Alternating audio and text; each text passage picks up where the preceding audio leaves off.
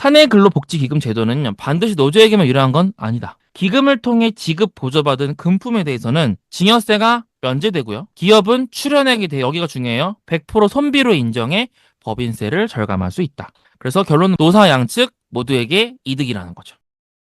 자, 원장님들 너무 고생 많으셨습니다. 1교시 병원 인사 노무관리 관련하여 노무사님 특강 잘 들으셨죠? 이제 2교시 이어서 원장님들 아주 궁금해하실 요새 아주 핫하죠. 사내근로복지기금에 대해서 준비를 해봤습니다. 안녕하세요. 저는 병원 컨설팅 전문가 장현수입니다. 꼭 병원 원장님들이 아니셔도 병원 운영하시는 분들이 많이 지금 들어와 있는 걸 알고 있거든요.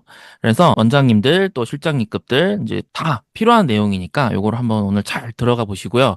우리 병원은 이게 정말 좋은 제도일까, 적절한 전략일 것인가 한번 잘 검토해 보시길 바랍니다. 절세 특급 비법, 사내근로복지기금에 대해서 말씀드릴게요.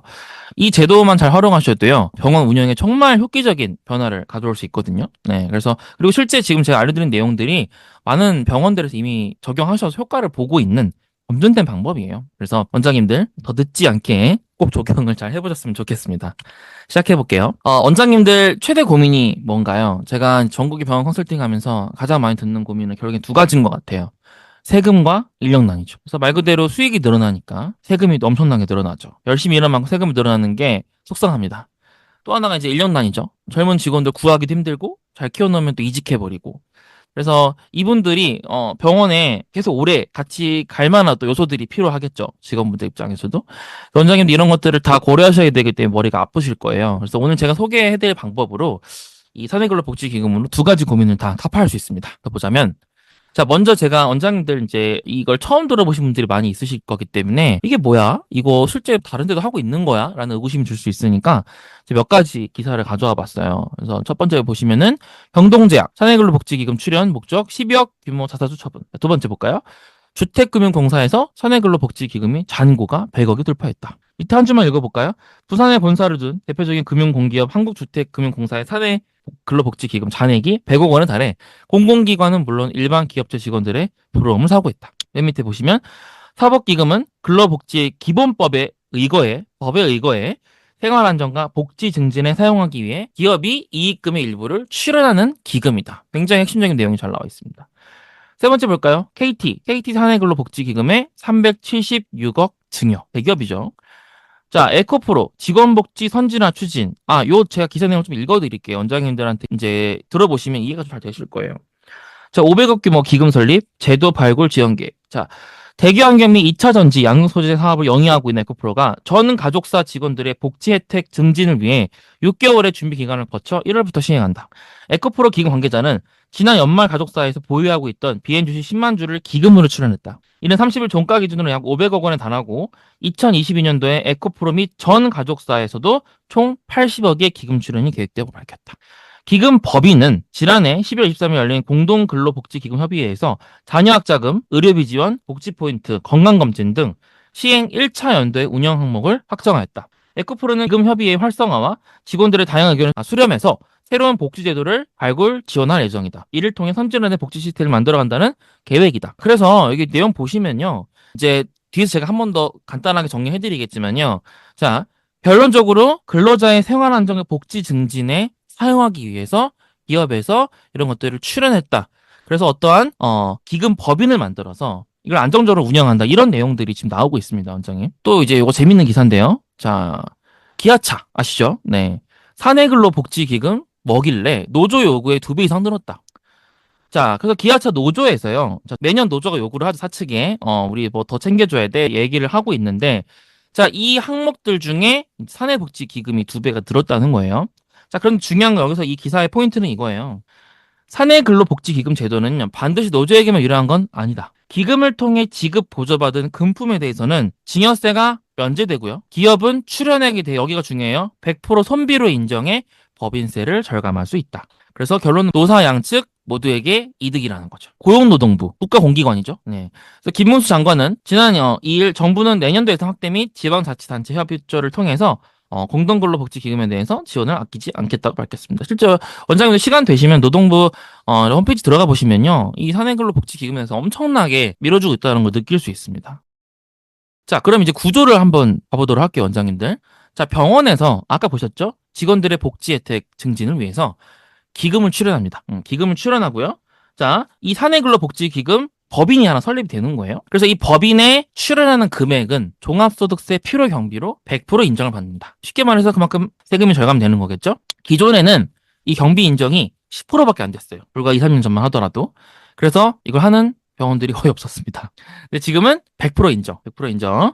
자, 그리고 근로자 측에서도 기금에서 받는 복지 혜택은 증여세가 전혀 발생하지 않고요. 비과세. 그리고 타대보험료 세금 부담도 줄어들고요. 또 안정적인 임금 보장 효과까지 있습니다. 자세하게 풀어가 보도록 할게요. 자, 기존의 원장님들 어떻게 하셨죠? 직원들한테 이제 급여 상여금 주시고요. 복지 제도로 뭐 숙소 임차, 복지 포인트, 학자금, 주택이자 이런 거 지원하셨죠. 문제는 이럴 경우에 직원은 이걸 다 돈으로 받았기 때문에 근로소득세랑 사대보험료를 내야만 했었어요. 병원도 사대보험료를 부담합니다. 그 금액만큼, 월급만큼. 그런데 자, 이런 혜택적인 측면들을 같은 혜택을 복지기금으로 전환한다라고 한다면요. 직원과 병원 모두가 세금 부담이 없어집니다. 똑같은 금액을 쓰는데 똑같은 금액으로 똑같은 혜택을 보는데 세금 한 푼도 안 내면 된다는 거죠. 너무 좋지 않습니까? 자, 예시를 보여드리겠습니다. 이거는 어차피 예시고요. 지금 제가 학원비를 예시로 들 건데, 나는 학원비가 필요 없는데, 라고 생각하지 마시고요. 이게 뒤에서도 말씀드렸지만 선택적으로 가능하다 보니까, 가장 직관적으로 한번 설명드리기 위해서 학원비라는, 카테고리 한번 가져와 본 거니까요. 이해를 하는 포커스로 들어주시면 좋을 것 같아요. 자, A 회사에서, 직원한테 1,000만 원의 급여를 지급을 합니다. 연봉은 1억 2천이겠죠. 과세 대상 소득 자체 1억 2천이니까 대략 총 세금 부담은 한 4천 정도가 될 거예요. 자, 그런데 이제 이 직원이 월 급여 1,000만 원 중에 한 300만 원 정도의 고정적인 학원비 지출이 있다고 가정을 해보겠습니다. 자, 그러면 사내근로복지기금을 통해서 이걸 조정해 보는 거예요. 어떻게? 자, 회사가 급여를 700만 원을 주고요, 직원한테. 사내근로복지기금을 통해서 학원비 300만 원을 지원하는, 받는 들은 똑같습니다. 직원이 받는 혜택은 동일하죠. 왜냐하면 300만 원을 지원을 받았으니까. 그런데 회사로부터는 급여를 700만 원을 받았죠. 자, 그럼 당연히 이제 어떻게 되겠습니까? 세 부담이 줄 수밖에 없죠. 연간 소득이 줄어드니까요. 자, 그래서 총 세부담이 약 2,500만 원으로 감소를 하게 됩니다. 결론적으로 직원은 1년에 약 1,270만 원의 절세 효과가 있고요. 회사도 사대보험 부담이 줄기 때문에 약 207만 원 정도. 그래서 합산을 하게 되면은 총 1,478만 원 정도의 절세 효과가 발생합니다. 실제 금액으로 보시니까 차이가 확실히 와닿으시죠? 자, 학원비라만 쓸 수 있는 게 아니에요. 무궁무진합니다. 활용도는 무궁무진하고 선택적 복지제도이기 때문에 무궁무진한데, 제가 어쨌든 학원비라는 게 고정적으로 집에서 발생하는 비용이다 보니까 예시로 설명을 드렸어요. 또 다른 예시를 보겠습니다. 자, 2025년도 실제 복지포인트 적용 사례인데요. 자, A씨의 연봉이 3,600만 원입니다. 여기서 10% 인상이 예정돼 있었어요. 보통은 급여로 인상을 하죠. 근데 이거를 복지포인트로 전환을 했다라고 하면 어떻게 될까요? 그래서 급여 인상분을요, 복지 포인트로 전환하면 일단은 그 인상분에 대해서 사대보험료나 소득세는 발생하지 않겠죠. 인상분에 한해서. 자, 여기서 이제 모든 것들을 다 환산하게 되면요. 직원은 결국 45만 원 혜택이 더 늘어나게 됩니다. 회사는 34만 원이 절약되고요. 그래서 급여 인상분을 복지 포인트로 돌리기만 해도 이렇게 될 수 있다. 자, 중요한 팁. 굉장히 중요합니다. 직원분이 퇴사하기 전에 3개월 전에 복지 포인트를 급여로 전환하게 되면 퇴직금에도 영향이 없습니다.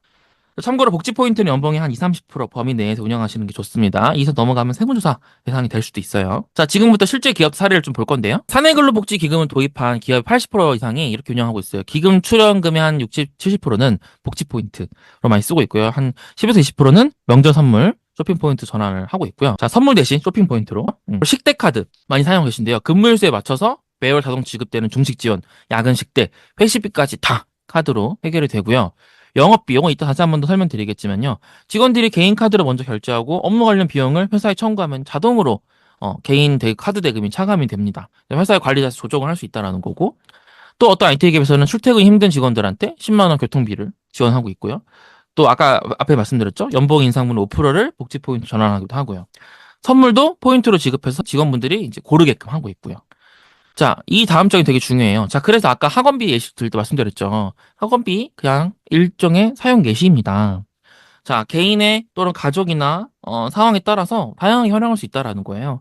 예전에 회사가 일괄적으로 자, 뭐 건강검진, 명절 어쩌고저쩌고 기념품 이런 거 해가지고 직원분들한테 정해서 줬는데 요즘 직원들은요, 아시죠? 굉장히 각양각색입니다. 원하는 게 달라요. 원하는 라이프 스타일 다릅니다. 그래서 나는 건강검진보다는 운동하고 싶어. 명도 선물 필요 없어. 나 문화생활 할래. 다 달라요. 그래서 선택적 복지제도. 그래서 쉽게 말해서 직원들한테 복지 포인트라는 가상화폐를 주는 거예요.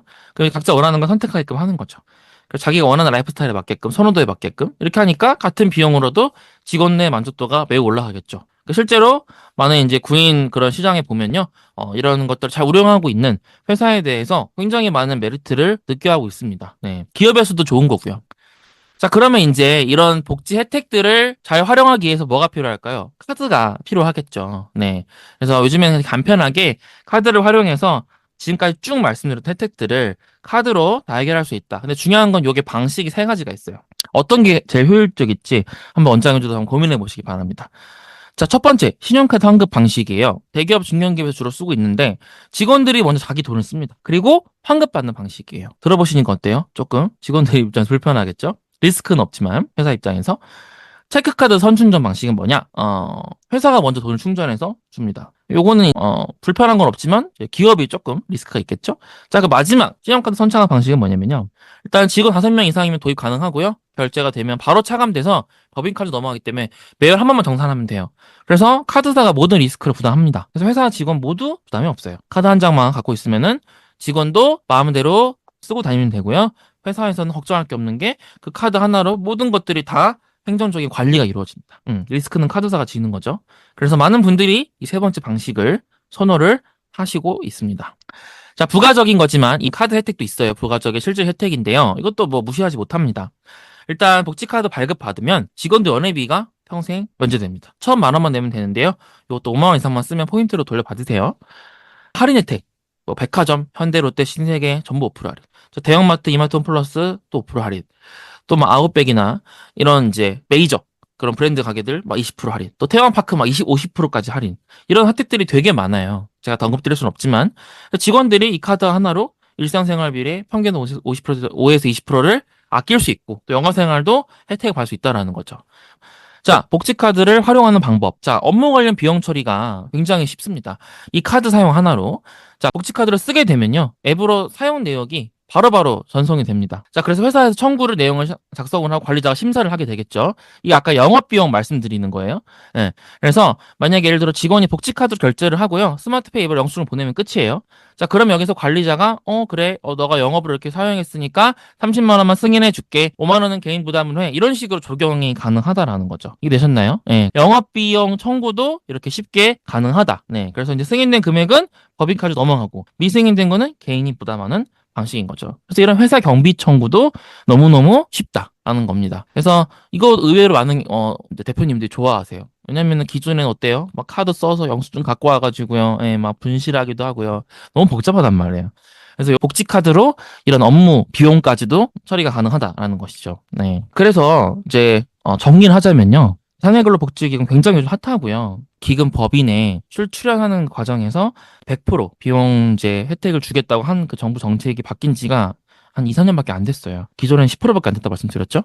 그래서 이제 이걸 아직 모르시는 분들이 되게 많으세요. 그래서 이걸 적용하시면 사측 또 이제 근로자 측에서 모두가 윈윈이고 이득이 될 수 있다라는 거죠. 그리고 이거를 운영하는 측면에 있어서도요. 굉장히 심플한 방식들이 있다. 근데 이게 운영 행정적인 측면에서 이런 시스템을 갖춘 기업들이 많지는 않아요. 그래서 저희 같은 경우에는 카드 한 장으로 그런 사내근로복지기금에 들어가는 모든 운영 시스템에 관리가 가능하다라는 걸 좀 말씀드리고 싶고요.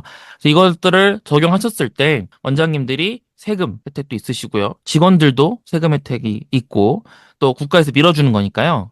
또 이게 언제 바뀔지 몰라요. 이건 제 추측이지만요. 바뀔 수도 있죠. 네, 이렇게 지금 이런 제도 시스템에서 3년에서 5년 후에는 바뀔 수도 있어요. 그래서 적용을 하셔서 열심히 일하신 만큼 또 우리가 세금에 대해서 똑똑하게 잘 알아야 되잖아요. 그래서 사실은 병의원 절세, 병의원 세금 전략이 되게 다양한데요. 그 중에 가장 단순하고 또 단기적으로 효과적으로 빠르게 원장님들이 체감할 수 있는 게 사내근로복지기금이라고 생각을 합니다. 그래서 이것들을 오늘 잘 이해하시고요. 이제 강의 끝나고 궁금한 거 있으면 말씀해 주시면 좋을 것 같고요. 이제 다음으로 이제 투자 조합에 대해서 말씀을 드리도록 하겠습니다. 다음 강사님 모실 거고요. 5분 동안 쉬었다가 진행하도록 하겠습니다. 감사합니다.